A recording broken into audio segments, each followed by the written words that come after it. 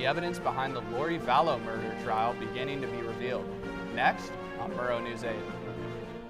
From the Northwest Public Broadcasting Studios on the campus of Washington State University, this is Murrow News 8.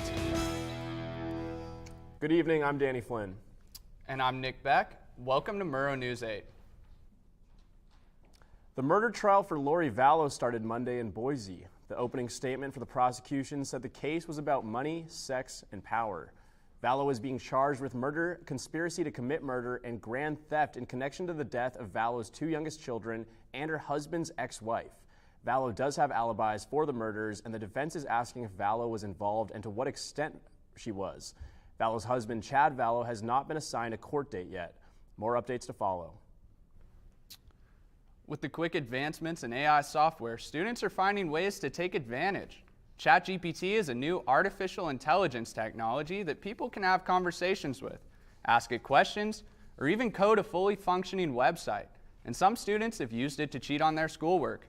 Nicholas Call, a senior at Bora High School, says the AI tool has caused academic integrity problems. People use it from short little essays to research papers, Call said. This new generation AI system has teachers scrambling to figure out how to prevent cheating. Students also haven't been coming to class as much as they should. Whether it's the effects of COVID-19 or other reasons, we're not seeing as many people show up. We sent our reporter, Alexander Huddleston, to get us some more info. 4 years ago, the thought of skipping a class or two would have been asinine. Now, after a global pandemic, it is almost accepted in the world of education. Students want a reason to come to class. Molly Schatzko is an advertising professor here at WSU, a school that, like many others, transitioned to Canvas, a software that helps teachers post assignments and their class materials online. Also, we've learned there's other learning styles, and so some people prefer that online learning style, but they want to be in class also. Programs like Zoom and Microsoft Teams gained a lot of popularity during the pandemic. It was the only way for us students to log into school. Many students have gotten used to this hybrid learning, and after the switch, struggled to get back in the classroom due to the convenience of lectures being online. All the slides are online, and there was probably about 10 people in the class, and it's like a big U core, so there should be like a lot of people in it, but there wasn't. Sophomore Brooke Bovenkamp noticed this lack of importance for attendance among her fellow classmates. I do know a lot of people that went to my high school that really enjoyed the online classes and it just being a Zoom option because they could kind of stay in bed and just do obviously school from home. And then I did notice, I think just because they got used to not going to class, and then there were a lot of people that school wasn't really for them, so then they kind of like got into that groove of not going to class and didn't really want to go back to school in person after. Last weekend, 19 students studying at WSU's Apparel, Merchandising, Design, and Textiles program showed off their senior collections at the 40th Annual Program Fashion Show. The fashion show is a chance for students to get real-life experience. Each year, a panel of faculty industry experts judge the student collections and give feedback, and even open internship doors for some. Congratulations to all who participated in this amazing opportunity. Protesters took over Coug Plaza yesterday, opposing the Port of Whitman County's plan to build an agricultural advancement campus within their city limits. According to the Moscow Pullman Daily News, about 15 people were out at the intersection of Grand Avenue and Davis Way, making this their fourth protest over the past 2 months as they continue to fight the ports. Requests to rezone designated residential land to industrial. In other housing news, the Whitman County Association of Realtors shares that Whitman County is the fastest growing county in the U.S. The population grew over 10% last year, increasing the population to 47,619 in 2022. WCAR also shares that the average price of a home sold for $452,000, just over $10,000 from last month. Well, it's Ramadan, and the local mosque is celebrating by doing free nightly dinners. Everyone in the community is welcome to stay, and you should also stay tuned to find out when you can attend next on Murrow News 8. 1 in 3 adults has pre-diabetes. 1 in 3. That means it could be you, your favorite brother, your other brother. You, your football buddy, your football buddy. You, the boss's boss. If 1 in 3 adults has prediabetes, that means it could be you, your barber, your barber's barber. Nice work. Thanks. You, your plumber, Breathe right into your foot. your plumber's masseuse. Yes. You, your dog walker, On your left. your cat jogger. Or you, your co-pilot, your co-pilot's co-pilot. While 1 in 3 adults has prediabetes, with early diagnosis, prediabetes can be reversed. Take the risk test at doihaveprediabetes.org to know where you stand. University of Idaho is working with the city of Moscow to help bring back recycling on a college campus. The city was approached by the university a little more than a year ago to renew its recycling program. Moscow sanitation manager Tim Davis mentioned that the university has made the decision to take on the collections of single-stream recycling by using its own staff and resources. And Ramadan is coming to an end in about 10 days, and Pullman's local mosque is inviting anyone who wants to experience Ramadan to join them for dinner every night. Our reporter Celine Arif has more. Ramadan is a rewarding but challenging month for Muslims. Every day for a month, Muslims around the world are called to fast, from sunrise to sunset. No food, and not even water. And it's even harder for WSU students like Tahsina Yasmin. So the time difference is basically around 12 hours. Who's away from home for the very first time. I'm really far away, on the other end of the world. Thanks to Pullman's Islamic Center hosting a dinner every night for iftar, aka dinner that breaks the fast, Tahsina may be an international student, but here she almost feels like a local. They all are pretty loving. Everyone hugs me. And she's exactly the reason Majiji Jallo and his wife, most of the people here are students. Maybe they might not have families over here, so that's why we wanted to share with them. spent 3 hours making tonight's dinner for iftar. Every night someone in the community rotates bringing dinner. People get together to break bread, give thanks, and find a community no matter how far away they are from home. It gives me more homely vibe, because back in Dubai as well, we used to do stuff like this. My mom used to host in mosques as well, so it reminds me of her. Well, yesterday was a little different than what we're used to, and Austin, I'm wondering, what's it going to look like for the rest of the week? Thanks, Danny. Well, today in Pullman, it was a very windy day, as you can see, but a nice high, 47 for the high today, and today a low of 31.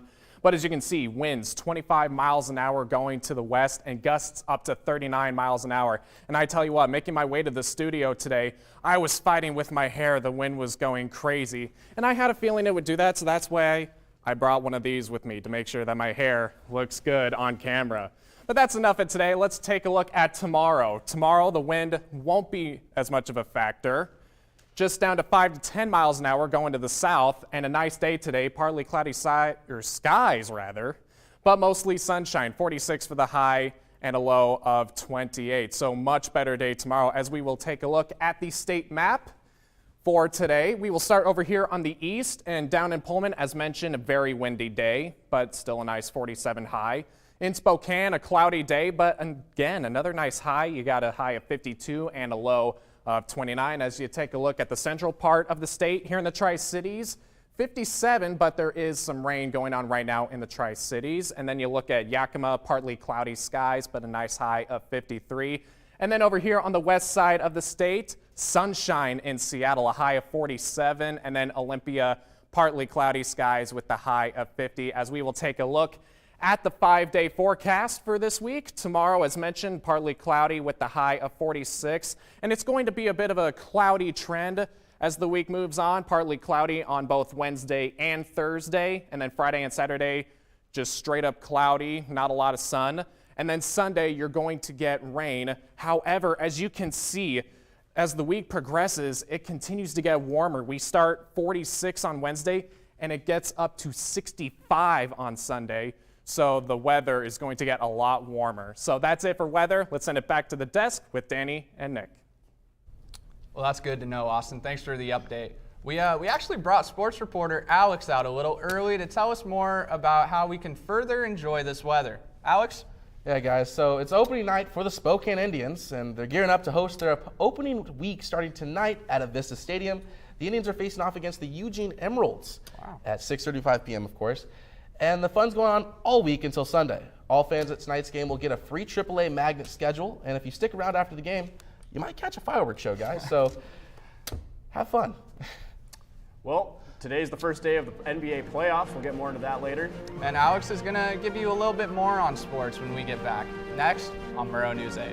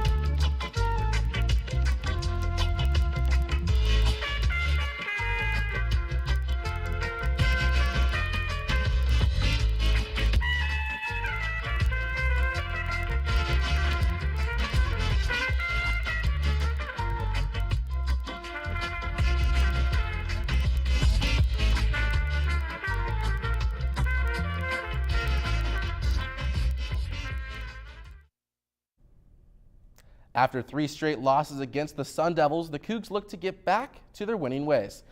The Cougs will continue their road trip to Seattle tomorrow to face a Seattle U team they already beat earlier in the season 8-2. Currently sitting at 18-12 after a 10-1 start, the Cougs will host the 16-13 Wildcats of Arizona over the weekend. The Coug rowing team looks to sail north to face off against the Zags tomorrow for the annual Fall League Cup Regatta. The Cougs have dominated this cup, winning 27 of its 30 races since its inception in 1991. Races will start on Silver Lake at 3 p.m. and last until its final race at 4:30 p.m. The WSU track and field teams, will be spreading their forces along the West Coast states. The Cougs will be present at the Mount SAC Relays in Walnut, California from tomorrow until Saturday. You may also be able to find some of our finest at the Brian Clay Invitational in Azusa, California from Thursday until Saturday.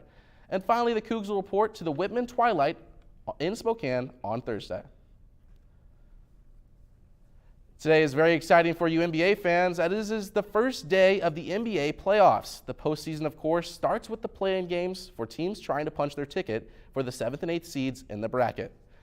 Earlier in the game, Ice Trae and his Hawks are winning against Jimmy Butler and the Miami Heat 13-9. Later, LeBron and the Lake Show will be squaring off tonight with Cat and the Minnesota Timberwolves in LA at 7 p.m. Then moving on to tomorrow, the Bulls will be leaving the Windy City to play our Canadian neighboring Raptors in Toronto at 4 p.m. To cap off tomorrow, the Pelicans of the Bayou will be hosting Seattle's beloved Oklahoma City Thunder at 6:30 p.m. I'm just kidding. I know everyone here wants the Thunder to lose. But with that, this has been your M&8 Sports Report. Back to you guys. Thanks for that, Alex. Pullman's celebrating a huge milestone today. We'll tell you more on that next on Murrow News 8.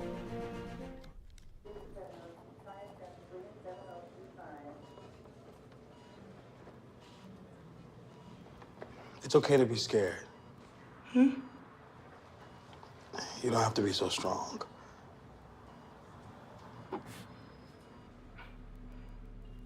Strength is not optional. This is my mother, my purpose. Real muscle is lifting her spirits between bedpans and bad news from doctors that doubt her strength.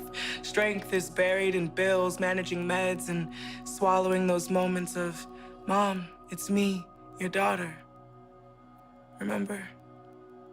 My strength is super, but I'm still human, right?